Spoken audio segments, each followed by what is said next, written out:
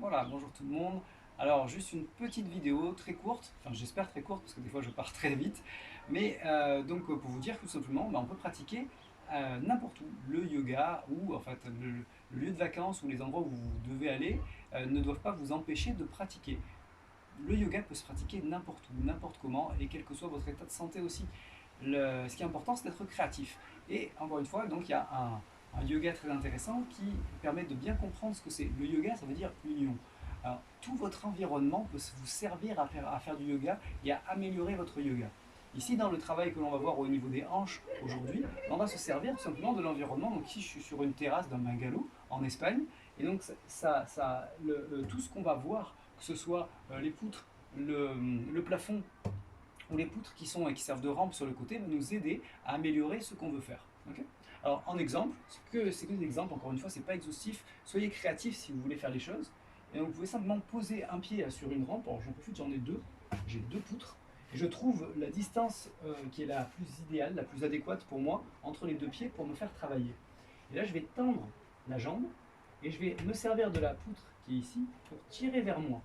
Et en tirant vers moi, je pousse le talon sur la poutre opposée. Et je vais sentir ce qui va se passer et je vais essayer comme si je voulais rentrer mon pied et donc ma hanche vers l'arrière. Et ensuite, je vais faire le mouvement inverse.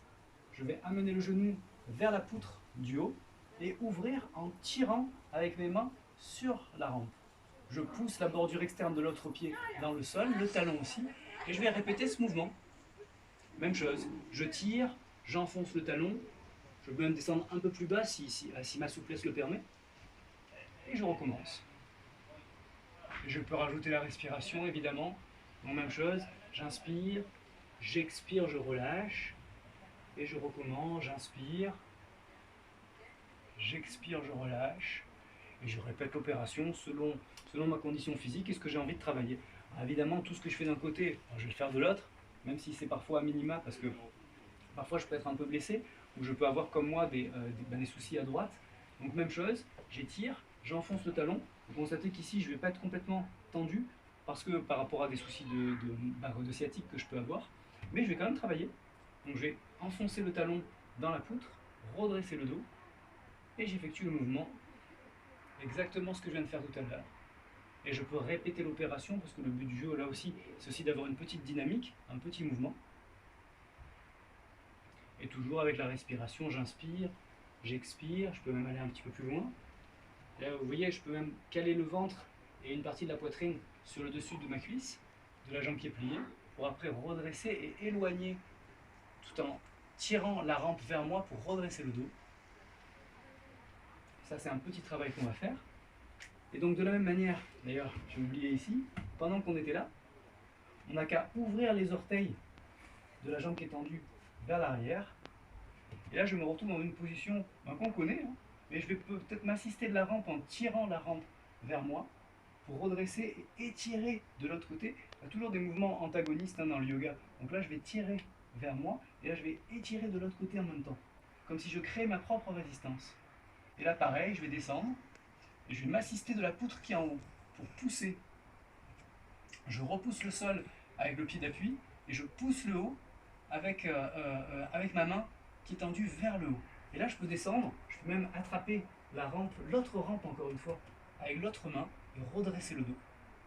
Et pareil, si je veux faire le mouvement qui est un petit peu son opposé, je relâche le bras, et là je vais me servir de la poutre qui est en haut pour pousser. Je pousse le sol et en même temps je pousse le plafond. Ce qui fait que je trouve un équilibre qui est un équilibre tertiel qui est très cher aux traditions asiatiques et qu'on peut retrouver de manière pratico-pratique, matérielle, avec les appuis qu'on peut avoir au sol. Si je tends la jambe, je me retrouve en Trikonasana. Je pousse la fesse vers l'arrière, j'attrape la rampe, soit je la tire vers moi, soit je la repousse. Moi j'aime bien faire les deux en fait, tout simplement. Je tire vers moi, je pousse le plafond, et inversement, je repousse la rampe, je pousse le plafond, et je pousse le sol avec le pied. Donc je me retrouve en trépied où je vais pousser de chaque côté. Et cette résistance va me permettre de travailler encore mieux l'aspect articulaire que parfois je peux avoir du mal à sentir lorsque je suis en position debout en train de faire des Trikonasana par exemple. Donc de la même manière, on a fait comme tout à l'heure ici. Donc j'ouvre, je trouve l'écart idéal entre mes deux pieds Et pareil, donc ici je suis en appui, je vais ouvrir, repousser soit, ben là j'ai deux appuis, hein, j'ai soit la poutre, soit le plafond. Et donc même chose, je vais descendre, et donc je peux descendre, je peux même attraper ou pousser avec l'autre poutre au sol, puis me redresser et faire donc l'antagoniste. De l'autre côté, j'ouvre, et là pareil, je prends appui pour pousser.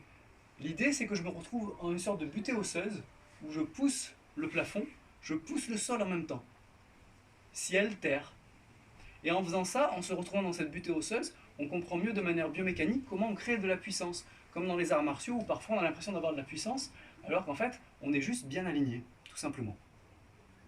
Et donc pareil, si je tends la jambe, je me retrouve en trikonasane, pareil, j'attrape. Soit je tire vers moi, et je pousse ici, soit je pousse les trois. Donc quand les trois, je dis ici, ici, et le sol. Donc ici, du pied qui pousse le sol jusqu'au plafond, je suis en butée osseuse. Et ici, même chose, je pousse et je résiste. Et ce qui fait que ça me permet d'ouvrir un peu plus vers le plafond. Puis je reviens. Pareil, je prends mon temps pour revenir tranquillement. Et on va avoir un autre travail au niveau des hanches qui peut être intéressant. Parce qu'il y a cette position-là. Alors je peux le faire directement comme ça, hein, pour ceux qui sont habitués, qui peut être très difficile à faire pour certaines personnes. Et là, vous allez être assisté. Alors comment on va être assisté? On va se retrouver, donc moi j'ai un angle. Donc c'est bien, c'est pratique pour moi. Et là, je vais me retrouver donc les orteils d'un pied dans une direction et le talon dans l'autre direction. Donc je me positionne comme si mes pieds formaient un angle droit. Et donc dans cette position-là, je vais descendre jusqu'où je peux. Et je peux même m'assister en déposant carrément la tête sur la rampe et ouvrir. Et du coup, je peux rester dans la position sans risquer de me blesser ou de me faire mal. Et si je veux la travailler de manière un peu plus profonde, je peux prendre appui sur une rampe. Et là, hop, là je suis en appui et assisté de tous les côtés. J'assiste en repoussant le sol avec le talon. Je pousse la rampe sur le plafond. Je pousse l'autre rampe au sol. Et donc du coup, là je peux trouver l'équilibre qui va être le plus adéquat pour moi dans cette position-là. Autre manière de travailler la hanche qui peut être intéressant, ça va être de m'aider en épousant carrément directement. Alors on parlait d'union tout à l'heure, donc j'épouse carrément mon mobilier, j'épouse le sol, j'épouse la rampe, j'épouse les poutres. Et donc dans cette position-là, pareil, je vais pousser ce que je peux pour créer une résistance et rester en butée osseuse.